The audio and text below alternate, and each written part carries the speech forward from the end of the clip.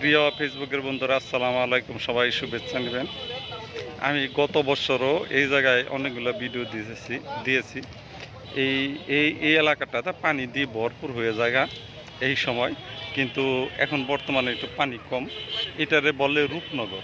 আর এই রূপনগরের জায়গাতে হাজার হাজার লোকের সমাগম এখানে আপনার পিছনে দেখতে পাইতেছেন। আর ওই পাশে অনেকগুলো রেস্টুরেন্ট দেখতে পাচ্ছেন। এখানে চাইনিজ রেস্টুরেন্টও আছে। তো আপনারা সবাই যদি এখানে আসতে চান তাহলে আসতে পারেন। আর সাভারের কাছাকাছি এটা ধামরাই অবস্থিত। ধামরাইয়ের রূপনগর এলাকা। শুধু নদীটা পার হবেন, তারপরে এখানে চলে আসতে পারবেন। ঈদের আমেজ কাটানোর জন্য সবাই এখানে চলে আসছে। এই যে দেখেন, এখানে চলে আসছে। আর এই যে ছোটো ছোটো নৌকা আছে দেখেন। আর এইটা হলো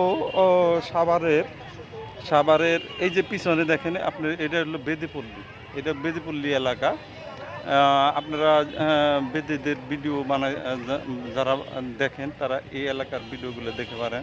সাভারে আরেকটা ওই পাশেও আছে বেদিপল্লী। এই সাভার এবং ধামরায় দুইটা বেদিপল্লী আছে। আপনারা যদি বেড়াইতে চান, দেখতে চান, তাহলে এখানে আসতে পারেন। তো এই এলাকাটা কেমন লাগলো আপনারা কাইন্ডলি একটু জানাবেন। আর লাইক, কমেন্ট, শেয়ার দিয়ে থাকবেন। আর এখানে আমি একটা আশ্চর্য জিনিস দেখাই। এই যে নৌকা নাকি 600 টাকা ঘন্টা। অবশ্যই দামাদামি করে নেবেন। আমি এর আগেও নৌকাতে 100 টাকা ঘন্টা আমি পারাপার হয়েছি বা ঘুরছি। এখন এরা চাইতেছে 600 টাকা। 600 টাকা অনেক। ছোট্ট একটা নৌকার মধ্যে 3-4 জন চলা যায়। যারা সাঁতার জানেন তারাই শুধু এই নৌকাতে চড়বেন, তাছাড়া অন্য কেউ চড়বেন না। রোডের মধ্যে শত শত লোক, হাজার হাজার লোক চলাফেরা করতেছে। আর এটা একটা আনন্দের জায়গা। ঈদ পরবর্তী আনন্দ নিয়ে সবাই এখানে চলে আসছে এই এলাকাটা দেখার জন্য। কিন্তু আমি যেখানে দাঁড়িয়ে আছি এই জায়গাটার মধ্যে ভরপুর পানি থাকে। হয়তো 1 মাসের ভিতরে এখানে প্রচুর পানি দেখতে পাবেন। এবং পানি যে এত সুন্দর কালার তা বলার মতো না। আপনি দেখলেও বুঝতে পারবেন এই যে পানিটা 1 ঘন্টার ভিতরে, মানে 1 মাসের ভিতরে এখানে পুরাটা পানি হয়ে যাবে। আর ওই রাস্তাটা পর্যন্ত পানি চলে আসবে।